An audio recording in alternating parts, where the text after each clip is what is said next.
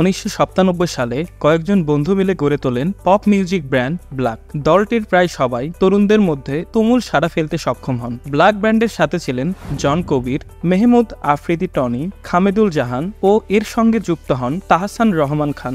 তবে এক সময় ভেঙে যায় তুমুল আলোচিত এই দলটি। এবার তারা ফিরছেন আবার এক মঞ্চে, হচ্ছে ব্ল্যাকের রিইউনিয়ন, আর সেটা হবে আগামী 10 মে। বিষয়টি নিশ্চিত করেছেন তাহসান, জন ও জাহান। তাহসান বলেন, মনে হয় আমরা ফিরছি, প্ল্যান তো সেদিকেই যাচ্ছে। জনের কথায়, আমরা ফিরছি, এটাই আপাতত খবর, গাইব একসঙ্গে। বলা যায় পুরনো দিনের সবাই থাকবে, তাহসান, টনি, জাহান সহ নতুনরা। জানা গেছে 10 মে রাজধানীর বসুন্ধরা আন্তর্জাতিক কনভেনশন সেন্টার ICCB-তে হবে এই অনুষ্ঠান। এটির আয়োজক রক অ্যান্ড রিদম 4.0।